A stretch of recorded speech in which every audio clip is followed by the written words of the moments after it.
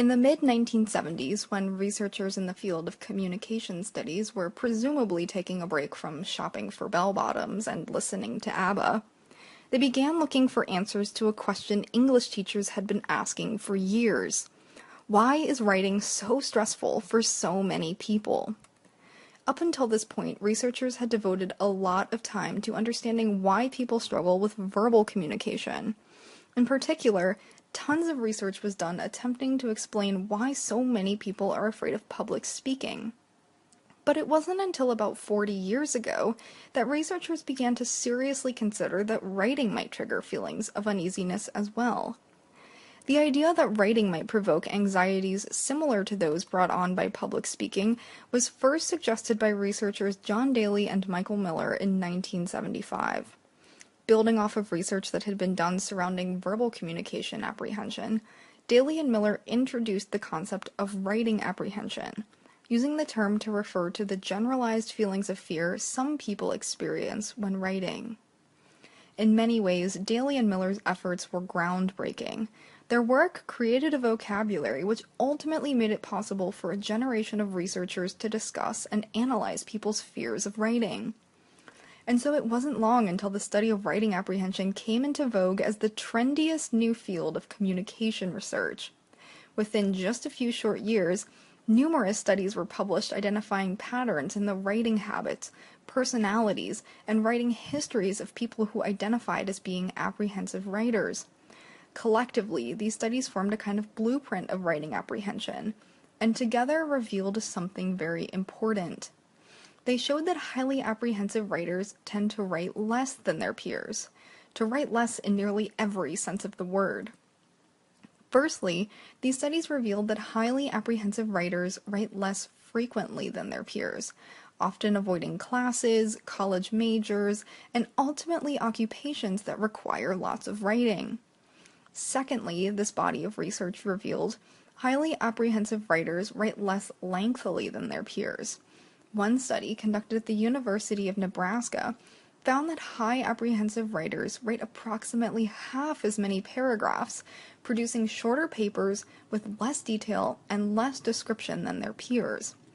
Interestingly, the study further revealed that high apprehensives use quantitatively fewer nouns, pronouns, and adjectives than their low apprehensive peers, writing not just fewer words, but fewer substantive words, and thus ultimately saying less with the words they do write.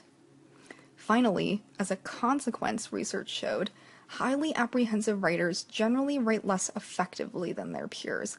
They perform worse on writing assessments, get lower grades on written assignments, and, as Stephen Will describes it, demonstrate less syntactic maturity and playfulness in their writing than their peers.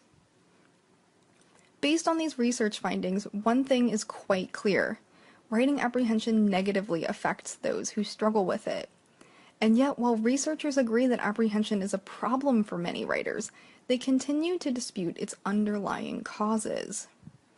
In one camp, scholars hypothesize that writing apprehensiveness is simply an individual characteristic born out of psychosocial difference. That is, some researchers have theorized that certain individuals may, for reasons related to what is often termed individual difference, simply be predisposed to writing apprehension. One study conducted by Mary Clayton and her colleagues found that women may be more likely to exhibit writing apprehensive behaviors than men, and to experience longer and more painful symptoms of writing apprehension.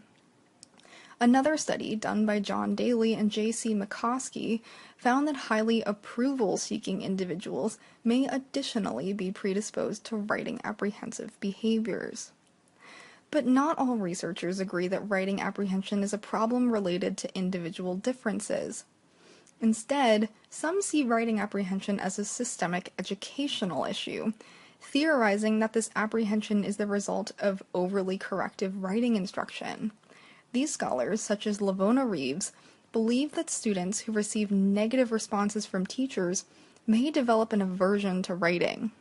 In particular, these scholars argue, students may become fearful of writing if they experience having their papers reviewed by a teacher and returned to them covered in red corrective ink. Finally, still other scholars argue that writing apprehension is just a natural and predictable human response to writing, especially for beginning writers. These scholars maintain simply that writing is difficult, and that some people merely respond to this difficulty with feelings of stress and discomfort. So as it stands, it's fair to say that we just don't know for sure why some people experience writing apprehension while others do not. While a number of theories have been suggested, scholars continue to debate writing apprehension's underlying causes. So where the heck does that leave us? Well, the good news is that even if scholars can't seem to agree upon the causes of writing apprehension, there does seem to be some consensus in the literature regarding strategies for preventing it. Firstly, there seems to be a consensus that evaluation plays a major role in worsening writing apprehension. Thus, much contemporary research suggests that more student-centered, process-oriented learning environments may be useful in terms of preventing students from developing apprehensive behaviors. That is, scholars suggest that moving away from product-driven assignments and toward more process-oriented models of writing instruction may help students feel more in control of and less hesitant about their writing. In particular, offering students opportunities for extended drafting and revising may help students realize that writing is not some kind of mystical experience beyond their reach. Additionally, putting down the red pen and positioning ourselves as critical readers of our students' writing, rather than editorial experts, may help to mitigate some of students' fears of writing. Ultimately, it seems, according to the literature, that the best thing we can do to support our students is help them to see that in writing, mistakes are not failures, but rather opportunities for revision, growth, and learning. By creating writing environments which reinforce the principle that good writing takes time, effort, and patience, educators may ultimately help students to feel less inhibited by writing, and thus prevent writing apprehension from developing in the first place.